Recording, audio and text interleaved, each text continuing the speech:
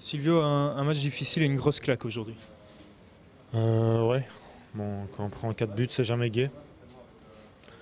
Bon, maintenant on est déçu, mais on peut pas se permettre de laisser de place au doute.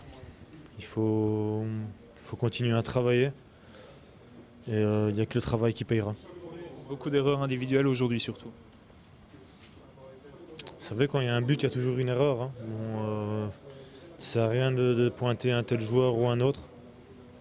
L'erreur est humaine et voilà, moi j'en veux à personne.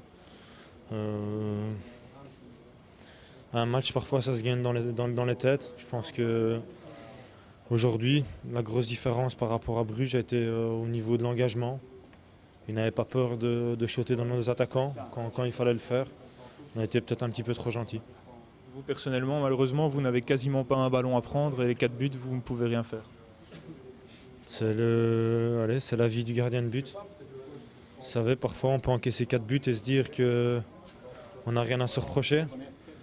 Et parfois, ben voilà, on prend 2 comme mardi passé à Benfica et sans vouloir.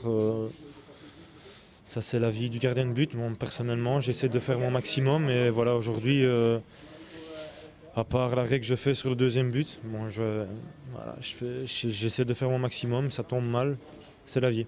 Qu'est-ce que le coach a pu dire après une telle défaite? Vous savez, tout ce qui se passe dans le vestiaire, on n'aime pas trop sortir dans la presse. La seule chose qu'il a dit, c'est que il n'a pointé aucun joueur du doigt, mais le groupe. Et quand on gagne en groupe, on joue en groupe. Et quand on perd comme aujourd'hui, ben voilà, c'est le groupe qui a la faute. Bon, on est passé à côté de notre sujet aujourd'hui. Bon, on a encaissé beaucoup de buts. C'est pas facile, mais il faut se reconcentrer et continuer à travailler. Malheureusement, vous êtes passé à côté de votre sujet aussi contre Lokeren et Zult. Est-ce que c'est une coïncidence de tomber comme ça contre les équipes du top 6? Je sais pas si c'est une coïncidence ou pas. C'est pas la question. La question, c'est qu'on a perdu. Voilà, point à la ligne. Il faut se reconcentrer sur Eupen maintenant et une nouvelle compétition qui débute.